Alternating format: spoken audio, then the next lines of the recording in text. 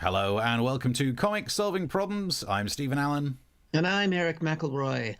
Good evening. Hello. Half-hour comedy show. This is what we're doing right here, twice a week. We look at the problems in the news, you can send us problems, and we solve them because there is no one better at solving problems on this show in camera during these hours. And that is a Stephen Allen promise. Asterisk, not actually a promise. Yeah, so you can message wherever you like. We'll put the little thing up as well, so you can get subscribed to the YouTube for all the previous episodes, the clips, and all future episodes as well.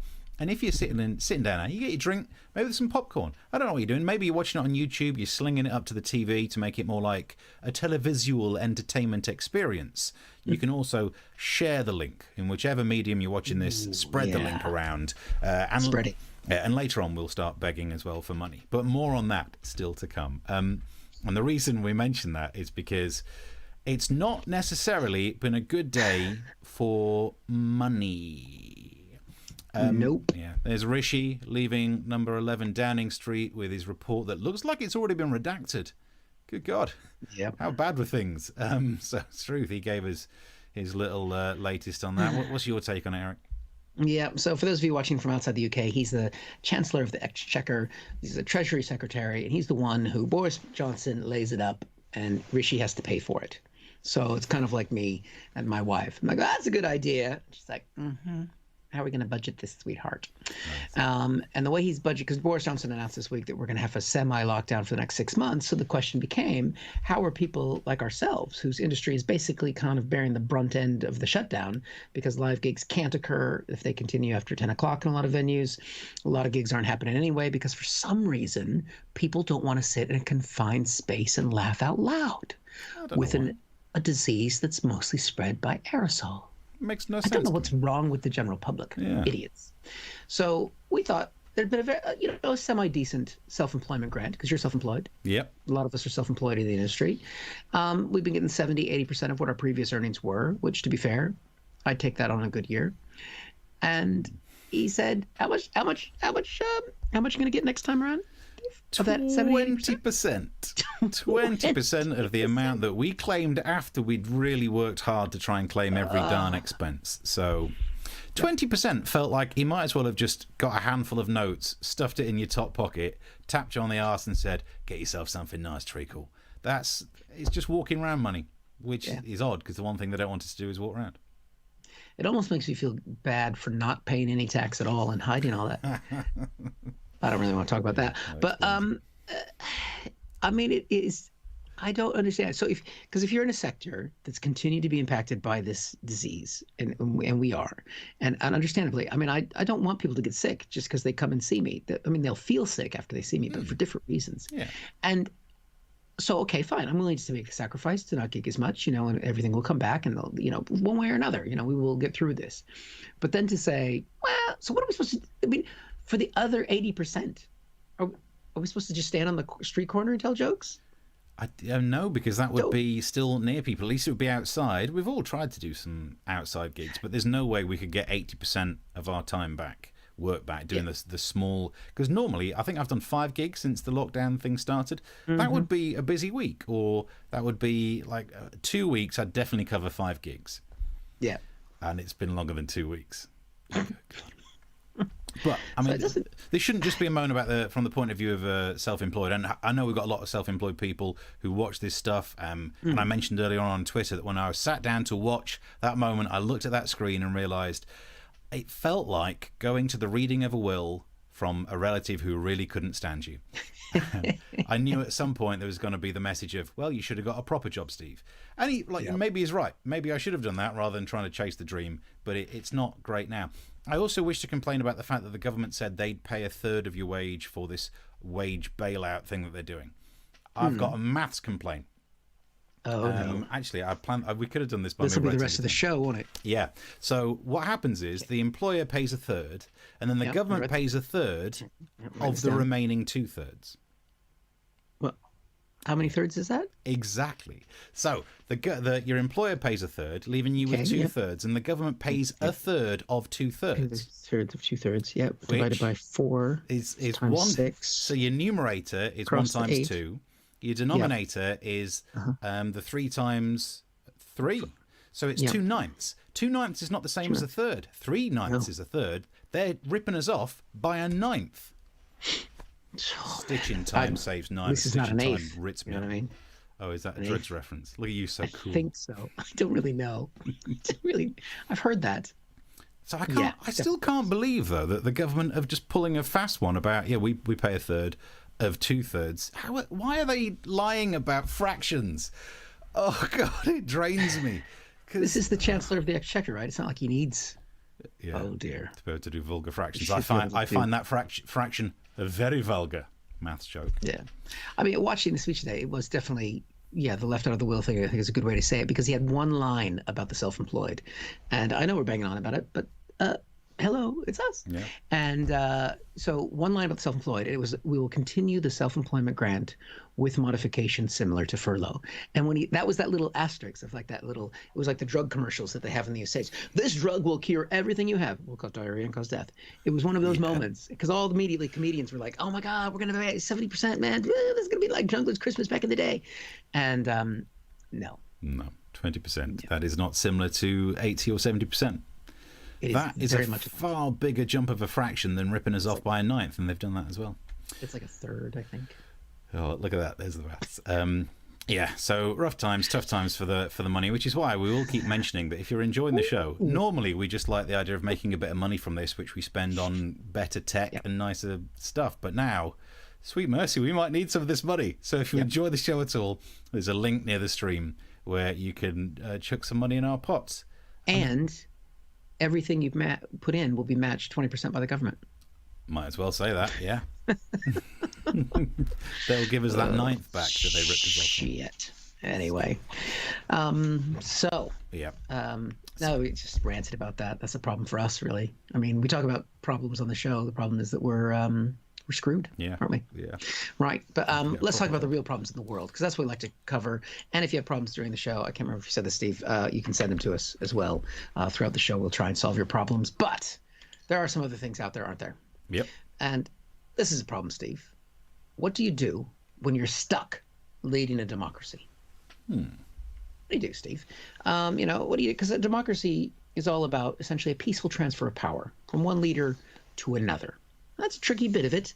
Donald Trump was asked about that recently at a press conference, and this was the question he was asked. Win, lose, or draw in this election, will you commit here today for a peaceful transferal of power after the election?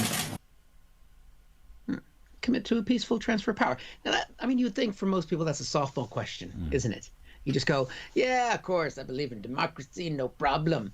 But Trump, he likes to throw his own little wrinkle on these things. So here's what he had to say. We're going to have to see what happens. You know that I've been complaining very strongly about the ballots, and the ballots are a disaster. Whoa. We're going to see what happens with what is allegedly, like they like to talk about themselves as the greatest democracy in the history of humanity. We're just going to see what happens, with the ballots. I mean, to be fair, actually, I'm going to be fair with Trump on this one. Because have you seen this ballot he's talking about?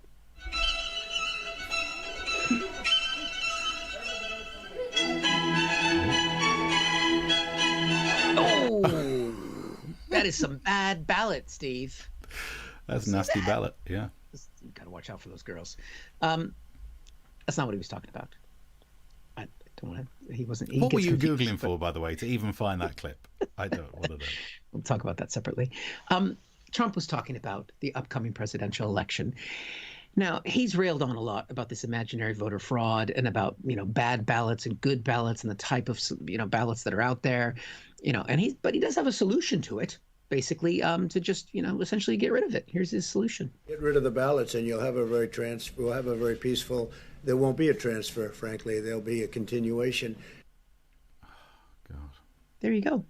That's it. That's the president of the United States essentially saying, we don't really need an election. And this isn't the first time he said something like this. He was saying if the economy had been going as well as it had been going before COVID, that we wouldn't have needed an election at all. That things would have been so good he could just stay in power. Now, I know this is a comedy show. I don't like to get serious. Anytime you get it sincere, I would just want to punch myself in the face or get kicked in the stomach by a young girl in a tutu. But what he is saying is an attack on the foundation of what makes a democracy function, is that the one leader loses and accepts that he loses or she loses eventually and moves on, like what Hillary Clinton did. She won the popular vote, but she accepted that the American system said that she has to, move on. That now you think, like, how did Hitler ever get in power? How did these other countries fall apart? This is how. And you realize how simple it is basically when the person who's in power loses, they say, well, you're supposed to go now. And they just go, no, not going to do it. And it's just the powerlessness of what? Well, but you're supposed to. And then you just go, no, I don't want to go. And then everybody just goes, oh, shit, there's nothing we can do. That's what's going to happen. There's nothing we can do to make Trump leave, except there might be this one thing. I have to leave for an emergency phone call. That's it. American democracy's not that much in trouble. I mean, that was the same press conference where he's like, there might not be any transfer of power at all. I have to actually the phone. Maybe the White House operator's, off for the day. He's covered for. Now, you have to think, he left the press conference after that. Who was so important that he had to take that call? We got it here. Hey, Donnie, how's it going? What's the shizzle? I'm not interrupting anything important, am I? Nice. Acting. Method. Now, method chair swivel. Good. For those of us who kind of like America and like democracy, it's been kind of a depressing couple of days. I'll be honest with you, Steve. But I want to give people a nice little moment. So Trump went to pay respects to Ruth Bader Ginsburg. He had to step outside of the Supreme Court where she lay in rest, God bless her.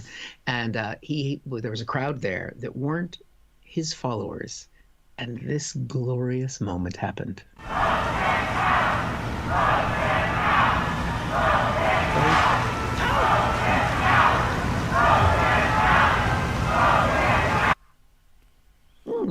So he didn't stay out there for very long. Yeah. I wonder, what was it that made him leave to go inside? I have to leave for an emergency phone call.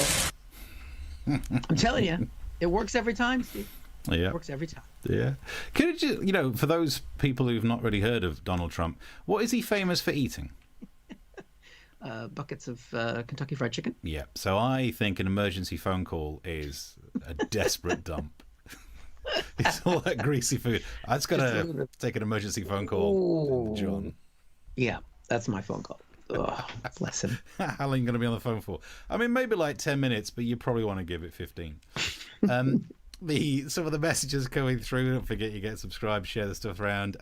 We're talking about Donald Trump, because I think you're right that Donald Trump, by having an election that you don't accept the result of, that's how you become a dictator. It's not by saying no more elections, it's by delegitimizing the election result. Chris says, didn't Robert Mugabe use that line once? Whatever happened to him? And then Mark says he moved to Yorkshire. To be fair, Mugabe stayed in power a long fucking time. This is the worry. So he's not the role model we need to give Trump. Don't give him any ideas, okay? Yeah. Mark says he moved to Yorkshire and spelled his surname backwards, Ibagum. Because it's Mugabe backwards. Oh, and people in Yorkshire say like Ibagum. What does it mean? Okay. Just it's an exclamation. As simple as that. I can't explain the Yorkshire ways. But I get an Emmy for that, Mark says. All the acting you do. Maybe a BAFTA, but who gives a shit about those? Oh yeah, you get the ones that are dished out by the people in hazmat suits. Yeah, very very on brand. There's the Twitter things if you want to send us some messages. Yes. As long as that emergency phone call doesn't involve any finger licking. Oh. Ooh.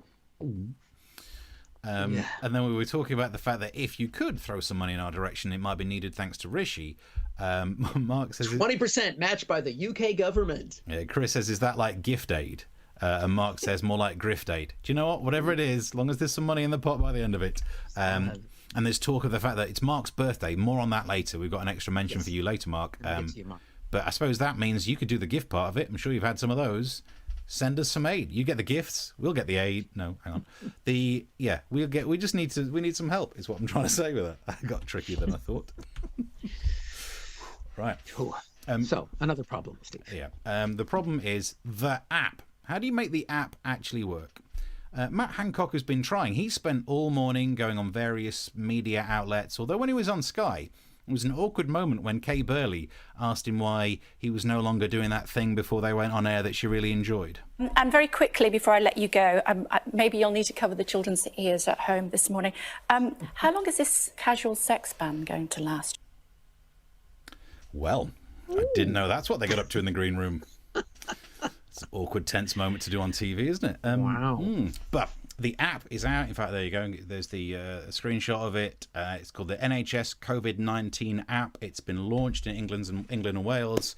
I've got it on my phone here. Well done. That's good. It did take me a while because I had to go out and buy a burner because you don't want people actually being able to track you, do you? So I've got it all there. It says my app is scanning. Let's have a look. In fact, what I can try and do is, the terribly bad coloured skanky cam over here. Ooh, skanky cam. Get skanky Is that what cam. we use for casual sex? Yeah. So there you go. Look at this. You can see we've got some bad lighting because the one in the background, but it shows you that your app is active and scanning. And look at that little scanning thing. There are no dots on it. Okay. I wanted dots, if I'm honest. Like, So in dot Aliens. yeah. I wanted it to be a bit like that when all of a sudden you just see like where the people with COVID are, so you could back away. Although They're underneath us. Yeah, they're in the ceilings. Although actually, I've decided you might not want to avoid the people with COVID because this lets you know if you've been near someone who's got it. Yeah. If you're forced to stay at home, then you get 500 quid. So that might be one way to get some money out of Rishi. Cha-ching. I'll take this phone, leave it near the local hospital, see if I'm near anyone who's got a bit of the COVIDs.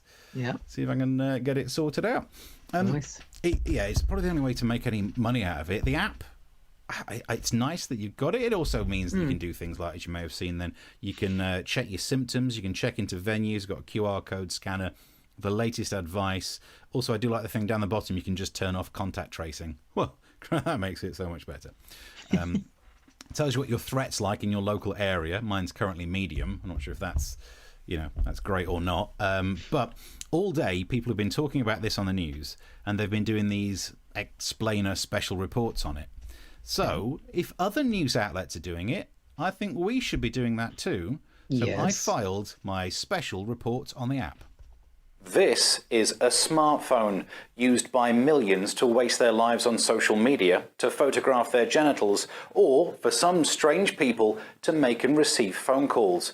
But it can also track where you've been. And that is what the government's counting on. From today, people in England and Wales can install the new NHS COVID-19 app.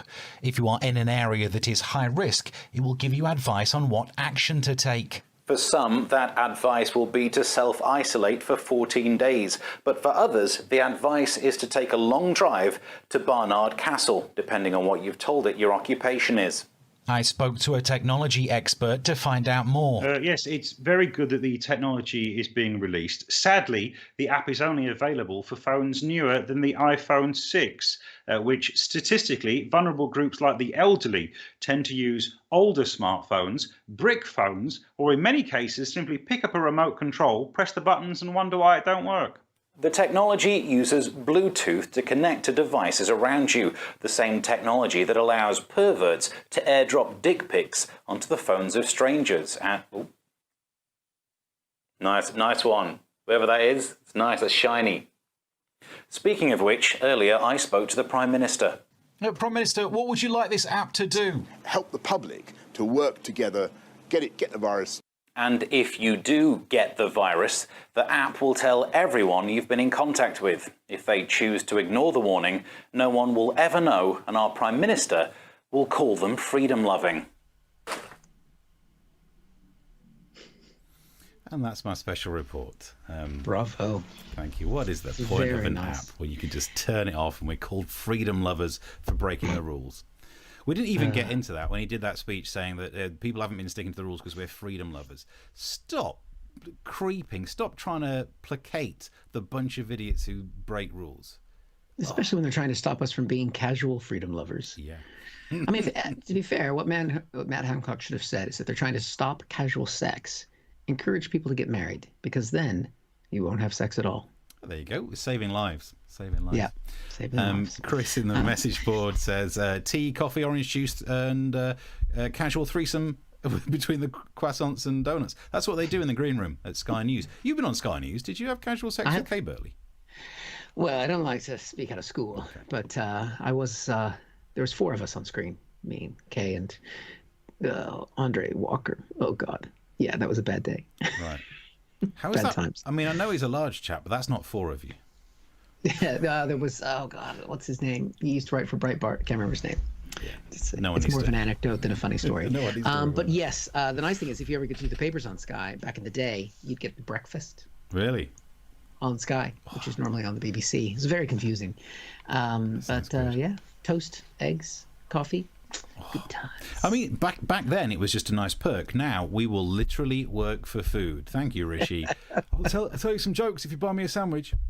Oh, it's never going to happen again. The message board, Sally says, Trump lying, people dying. We made someone angry by talking about Trump. That's probably true. Yep. Let me see if I've got anything over here. There we go. And while we've got the subscribe button up, so please do check out the YouTube channel and subscribe, because there's clips up there. There's loads of things. Oh, here we go. We've got Joey from America, who's contributed very kindly to the show in the past, said ballot of cuties. And I just bought an 8. So I'm not quite. I bought an 8. What is it? Bought an 8? Oh, an 8th. I think an 8th. There Is we that go. the only way for us to make money is to start selling drugs? Because they're legal in some places. Could we sell drugs in America? I think it's fair.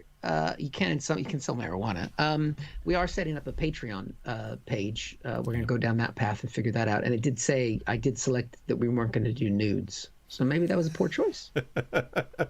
Can we do that as a threat that we'll do nudes unless you send us some money? Yeah, if you become a subscriber on Patreon, we won't get naked. We'll do the same show, one version clothed, which you can get for free, one version one version naked, you get it on YouTube. Yeah. One that's clothed, you got to pay the sweet dollar for it. Oh, we wear the ties. Stacey says Trump's a trumpet, putting it politely. I'd put it impolitely. He's an absolute arse. Is that? There you go. That's where the Trumps come from. Yeah. And Mark says you need to move from behind the MASH Report news desk. Do you know what? Honestly, I've worked with enough people in local news to know that it's almost a shame that I didn't want to have a proper job, because I film that on my phone, and that's exactly what they do on local news things. They film a bit, they do the voiceover thing too close to the mic, they have someone they interview, blah blah blah blah blah. So. Yeah. It was good. You got your voice. Mark's asked if we have any hydroxychloroquine. Look, we could sell Trump doesn't even talk about it anymore, and I can say it now, which is fucking infuriating. Hydroxychloroquine. And yes, Stacey, I do agree they should legalize marijuana in the UK, because that means I can smoke the joint that someone gave me at a gig.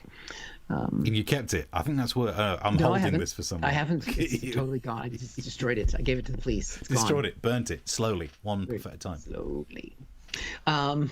Right. Okay. Should we solve another problem? On to the next problem. Show's flying by. Kind of along the same themes of what we were just talking about with the app. Because one of the big areas of spread are going to be college students who've been going back to university over the past few weeks all over the world. So how do you control the spread of COVID-19 amongst university students? Now, there's been lots of ideas, because we want people to go to university. It's important for the economy. It's important for their learning. It's a big part of their experience.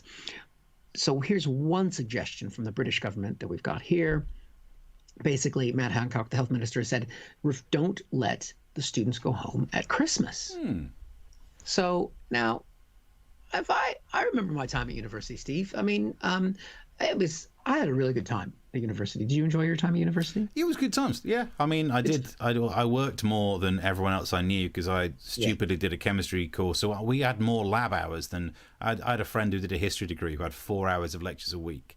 Yeah. Oh, I wish I'd have done that. Theater major. I spent my senior year coloring in pictures of the statues around campus. And I remember talking to people who had studied real subjects like you. But look where we both ended up, getting 20% from the vice chancellor of the exchequer. Now, if someone had told me when I was at university, you know what you can't do? You can't go home for Christmas. I'd have been like, fucking A. That's brilliant. I've got to actually clip, Steve. This is going back into the archives. This is what my university was like. The party.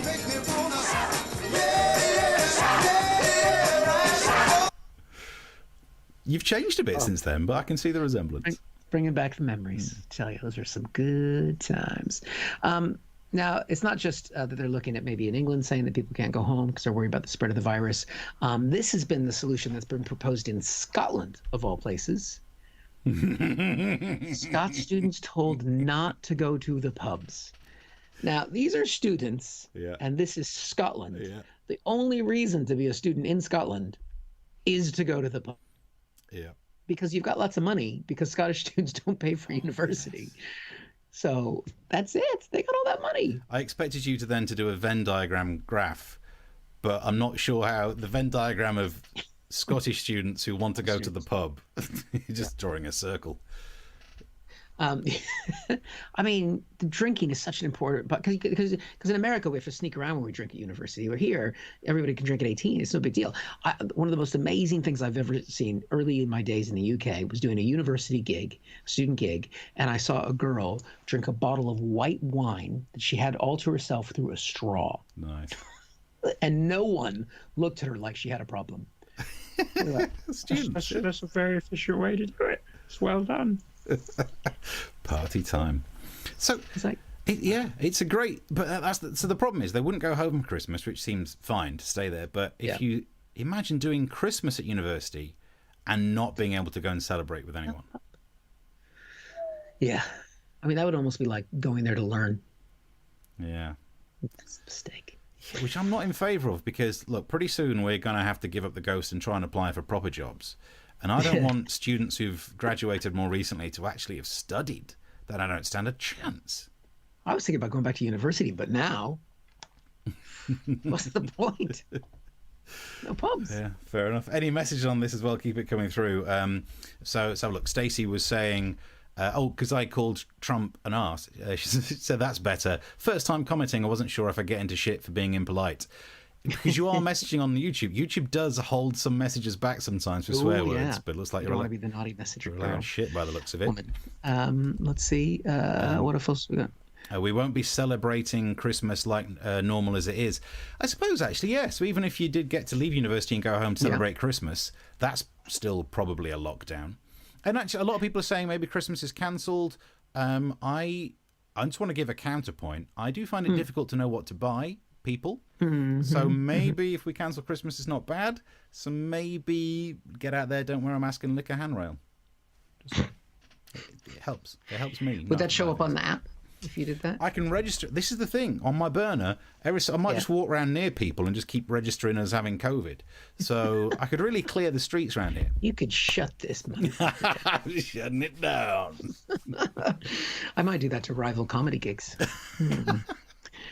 It's not a bad idea, actually. There we go. Very good. What else have we got? Animal House clip. Yeah. Nice, Ellie. Thank you. The students can't leave the dorms, can't go to the pubs, or go and can't have casual sex. Yeah. What are they going to do? What is the point of being a student? That's the point.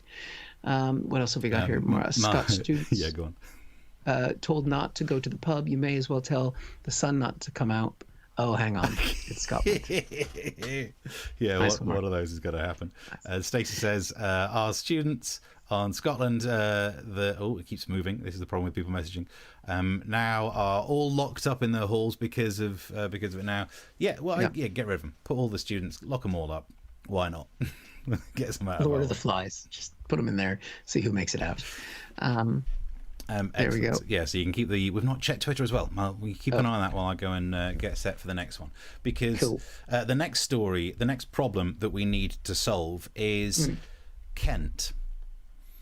And I say that as someone who is in Kent. The studio extraordinaire back here is based in the Gravesham area of Kent. Rejoice, as you could see when you saw my postcode on it. Thankfully, it only gave, because I did check, that's why we only zoomed in on the camera, it only gives the first bit of my postcode. I did double check. We're all outside your house, Steve. I'm sorry, if you come anywhere near this street, I will press the COVID button. You go in a lockdown. So the problem is that there's going to be an internal border in the UK. There is going to be a border in Kent where lorry drivers have to get their paperwork out. Michael Gove has confirmed this. Okay. And as someone who's in Kent, the idea of Kent being separated off from the rest of the UK, I would just like to say, this is the best idea ever. Yes. Why weren't we doing this before? If we could get some of the lorry drivers off the roads, maybe if there's some sort of scheme where without paperwork, lorry drivers aren't allowed on the M25, and with paperwork, you've got to be on the inside lane. I could have saved years from my life not having to queue for that damn tunnel. Oh, the bane of my existence, lorry drivers. I'm all for it. Shut this system down. Make them go down to Portsmouth and get on a ferry. Let's clear the roads up here. That's what I'm saying. It's a good way of doing it.